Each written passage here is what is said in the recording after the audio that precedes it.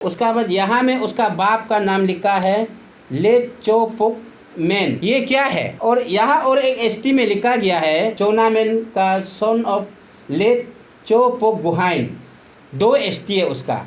ये अरुणाचल को पूरा गुमराह बना रहा है। और पीआरसी में लिखा गया है लेट ई बी मैन। कौन है ये ई बी मैन? सभी को गुड मॉर्निंग। आज फिर से मैं यहाँ अरुण भूमि चैनल के माध्यम से आ रहा हूँ कि आज का आने का मकसद ये है कि कुछ दिन पहले हमारा आबोतानी स्टूडेंट यूनियन जो पीआरसी इशू लेके कुछ आवाज़ उठाया था, तो वो बात को लेके अभी लेकंग में इतना चर्चा हो रहा है। तो एज ए पेरेंटल बॉडी का हिसाब से हम लोग भी आज यहाँ आया है। आने का मकसद ये है कि हम लोग ये पॉइंट को लेके हम लोग भी थोड़ा सा ये करेगा कि हम as a Arunachal Abotani association जो है कि हम लोग 2019 जब पंचायत इलेक्शन हुआ है तो उस समय से हम लोग ये बात को लेके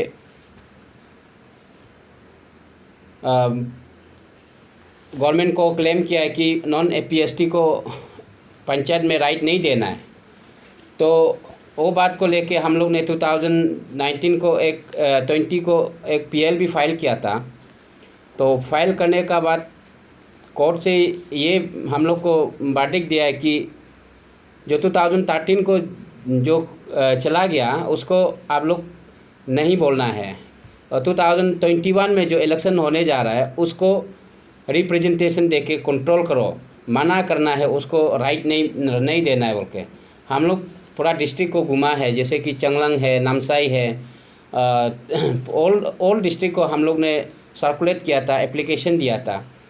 तो देने का बावजूद भी यहाँ में अभी देख रहे कि अरुणाचल में पंचायत में नॉन एपीएसटी को राइट दे रहा है।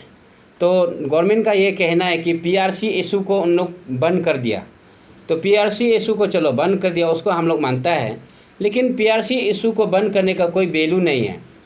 अभी जैसे आपका नामसाई एरिया में इफेक्ट तो सिर्फ नामसाई बोल के नहीं है, अभी चंगलंग डिस्ट्रिक्ट में भी है ऑलरेडी, वहाँ में भी नॉन एपीएसटी कंटेस्ट करके बैठा हुआ है।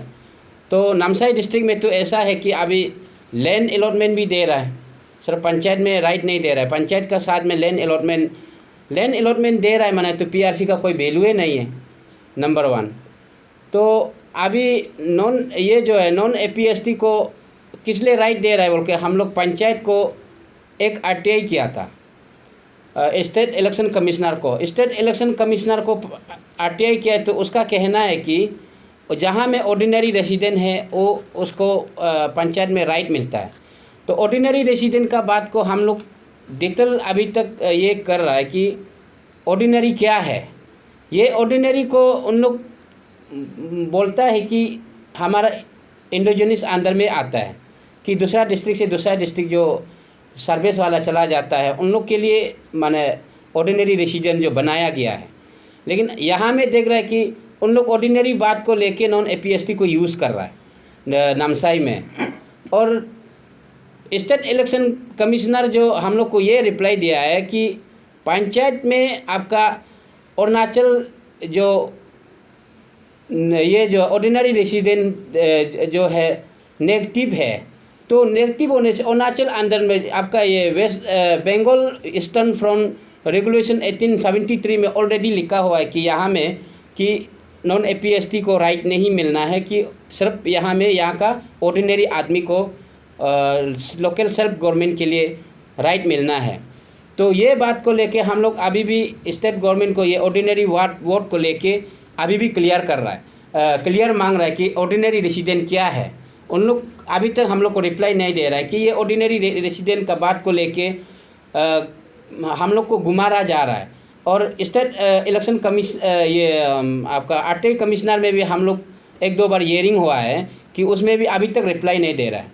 ये ऑर्डिनरी रेसिडेंट को हमारा तरफ से ये एक डिमांड है कि स्टेट गवर्नमेंट को हमको इमीडिएटली ये ऑर्डिनरी रेसिडेंट को क्लियरिफिकेशन हमको चाहिए कि ऑर्डिनरी रेसिडेंट जो असली मोटो क्या है उसको हमको जानना है, नंबर 1। और नंबर 2 मेरा ये कहना है कि आपको पंचायत में एनरोल करने के लिए कुछ तो प्रूफ होना चाहिए। बिना प्रूफ में आप कोई भी कैंडिडेट को या कोई किसी को भी एनरोलमेंट कर देगा तो आप दूसरा कंट्री से आके हम यहाँ का ऑर्डिनरी है बोल के ये करने से तो होगा नहीं है। तो इसलिए ये एनरोलमेंट को आप माने ये करना है और डॉक्यूमेंट का साथ में एनरोलमेंट को ये करने से ठीक है। मेरा ये एक डिमांड है। और जो न्यू एनरोलमेंट आ रहा है उसको आप टोटली बैन करना है कि बाहर से आदमी को अलॉट नहीं करना है, नंबर 2।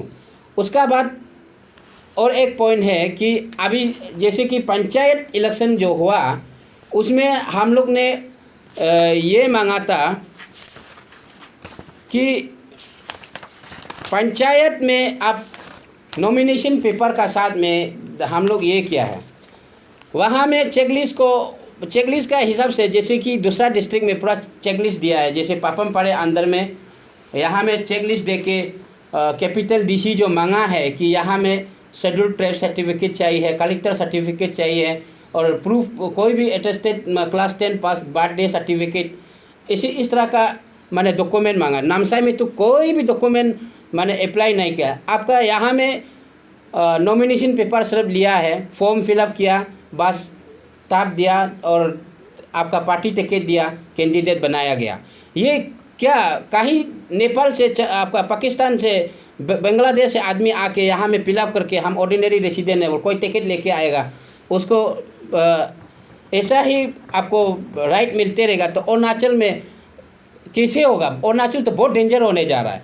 इसलिए मेरा एक रिक्वेस्ट है कि यहाँ का जनता को भी आप लोग जागना है, ये चीज़ को जानना चाहिए कि अभी ये बात को लेके आपका हम लोग ने पंचायत का बाद में ये लेके उसको ये किया था, आरटीआई जितना आरटीआई करता उन लोग घुमाते गया। लास्ट में हम लोग ने ये ऑप्शन बना के दिया है कि जो नॉन एपीएसटी है तो यस, एपीएसटी है तो नो।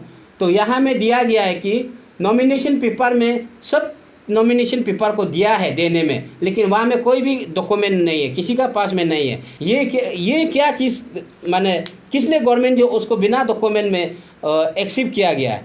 इसलिए हम लोग का ये एक डिमांड है, आबोटानी एसोसिएशन का ये डिमांड है कि आप लोग इमीडिएटली ये आरओ और ईआरओ को उसका रिप्लाई हम लोग को देना है। उसका बाद में आपका यहाँ में दिखा जाने से जितना डॉक्यूमेंट को पीआरसी हो या कोई भी डॉक्यूमेंट या एनरोलमेंट में ये करने के लिए नंबर 1 तो आपका गांगुरा का राइट ये होता है, अथॉरिटी देता है, गांगुरा लोग अथॉरिटी देता है। गांगुरा लोग को वहाँ का गांगुरा नामसाई अंदर में जितना माने गांगुरा है, गांगुरी से उन लोग का लिस्ट निकला है तो यहाँ में पूरा नॉन एपीएसटी है।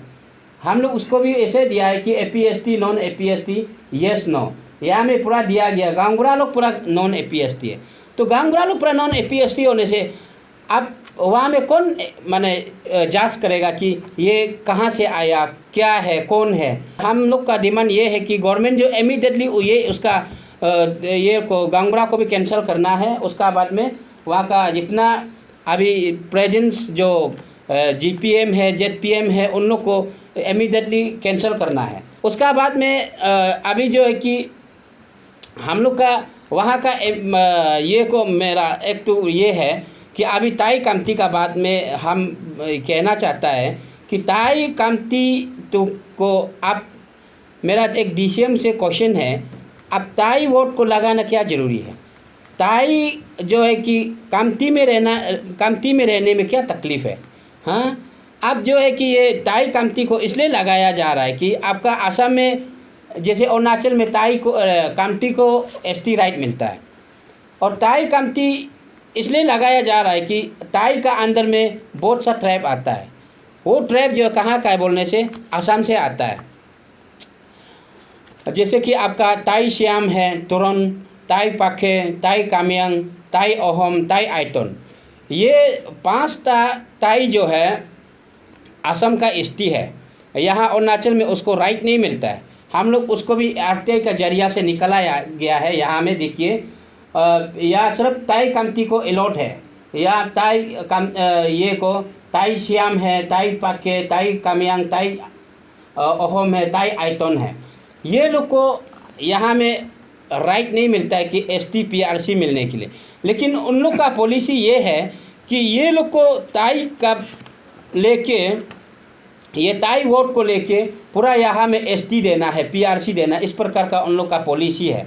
ये पॉलिसी को हम लोग टोटली कंडम करता है कि उसको इमीडिएटली आप लोग किसी को इशू नहीं करना है कि ये ताई कामती और ताई जो आपका ताई कामती को दे सकता है, ताई फाके है, ताई श्याम है, ताई कामयांग है, ताई अहोम है। और ये ताई अहोम में आपका चोनामेन साहब भी आता है। हाँ, चोनामेन साहब तो ओरिजिनल गोहाई है।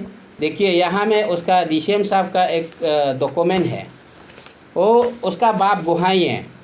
यहाँ में लिखा गया है कि ST में यहाँ में लिखा गया है, ये एफिडेमिक है, एफिडेमिक फॉर्म 26 4A में लिखा गया, रूल 4A में यहाँ में चोनामेन बाप का नाम लिखा है चोपोक गुहाइन। हाँ, चोपोक गुहाइन यहाँ लिखा है, सर्कल नामसाई। उसका बाद यहाँ में उसका बाप का नाम लिखा है लेट चोपोक मैन। ये क्या है? और यहाँ और एक ST में लिखा गया है कि आपका यहाँ में लिखा है चोनामेन का सन ऑफ लेट चोपोक गुहाइन, 2 ST है उसका। ये अरुणाचल को पूरा गुमराह बना रहा है। और PRC में लिखा गया है EB man, let EB man. कौन है ये EB मैन? ये हम लोग को अरुणाचल को गुमराह बना के ये उसको डिटेल हमको CM से चाहिए उसका ये को। और यहाँ में एक एफिडेमिक में लिखा गया है कि आपका यहाँ लेजिस्लेटिव असेंबली ये में आपका 48 लेकंग कॉन्स्टिट्यूंसी में जब ये था उस समय में वो लिखा गया कि Chonamen son of late Chopok Guhain a red man. कौन सा लॉ में लिखा है कि एक आदमी का बाप 4-5 होना है, या एक आदमी का टाइटल जो है 2-3 होना है? हम उसको क्लियरिफिकेशन हमारा DCM साहब से चाहिए। अब अरुणाचल में आपको असेंबली में मौका दिया है, तो आपका इसमें से आपका काम करना है कि सारा असम का आदमी को आप अरुणाचल में लाने के लिए क्यों ऐसे कर रहा है। इसलिए हम लोग का ये डिमांड है री इलेक्शन होने देना है। उसका बाद चोनामेन कॉन्स्टिट्यूंसी को से भी उसको टर्मिनेशन करना है कि MLA से हो। यहाँ में ST कोटा में राइट नहीं मिलता है। यहाँ देखिए अब 48 लेकिन ST असेंबली कॉन्स्टिट्यूंसी है, लेकिन उसका बाद जो यहाँ में गुहाइन है तो उसको किस लिए राइट दिया है? उसके लिए हम लोग आस आया है। हम लोग ये एक यही डिमांड है कि चोनामेन को अब ये करना है कि MLA से हटाना है। उसका बाद में या जितना गांगुरा है उसको टर्मिनेशन करना है। उसका बाद में आपका जितना पंचायत में लीडर है उन लोग को ये करना है। चोनामेन साहब का लैंड अलॉटमेंट में उसमें भी बाप को क्लियरली लिखा है कि Chonamen son of late Chopok गुहाइन detail है। अब यहाँ में पूरा चोनामेन का बाप को गुहाइन लिखा है, तो आप किस लिए गुहाइन नहीं लिखता है? आपका आप कैसे मेन हो सकता है? जब बाप में गुहाइन है, आप मेन कैसे हो सकता है? उसका हम लोग को डिटेल चाहिए। हाँ, हम लोग का यही डिमांड है कि चोनामेन साहब आप ज़्यादा यहाँ में अरुणाचल में प्रोपोगंडा मत करो कि अरुणाचल को शांति से जीने दो। जैसे आपने अभी सुना, अभी हमारा स्टेट में हम लोग 2019 से पंचायत का ऊपर में केस चल रहा है, तो गवर्नमेंट को बार बार रिप्रेजेंटेशन दिया, कोई सुनता नहीं है। तो जाते जाते हम लोग ने इस बीच में जो थ्रू RTI सोर्स इतना डॉक्यूमेंट जैसे आपका चेयरमैन अभी आपको दिखाया, तो मैं आज भी अपील करता है हमारा पेमा खांडू साहब से, आप एक यंग एनर्जेटिक CM है, इस मुद्दे पे आप जल्द से जल्द इंटरटेन करने से अच्छा रहेगा। कल को ज़्यादा लॉ एंड ऑर्डर प्रॉब्लम ना हो सके। और मैं जनता से भी ये अपील करना चाहता हूँ, हम लोग आबोतानी एसोसिएशन का ओर से आप लोग को ये जो डॉक्यूमेंट है हम लोग रिवील करना चाहता है। अगर जो पर्सनली हम लोग का साथ कोऑपरेट करना चाहता है, आप लोग आइए, अभी सही समय है। और हम लोग आज अपना स्टेट को नहीं बचाएगा तो कल हम लोग ही माइनॉरिटी बन के बैठना पड़ेगा। इसमें में स्टेट से जितना भी युवा है और संगठन है, हम अपील कर रहा है। हमारा अभी आबोतानी स्टूडेंट यूनियन भी रिसेंटली उस दिन रैली हुआ है, तो हम लोग अच्छा लगा, कोई कोई जागरूकता हो रहा है। तो एज ए आबोतानी एसोसिएशन का हिसाब से हम अपील करता है, सब आइए और ये मुद्दे पे हम लोग का साथ सपोर्ट कीजिए। तो ये आज हम अरुण भूमि का डिजिटल पेज का माध्यम से हम आप सबको दरख्वास्त करता है कि आइए, तो हम लोग मिल के अपना स्टेट को बचाना है।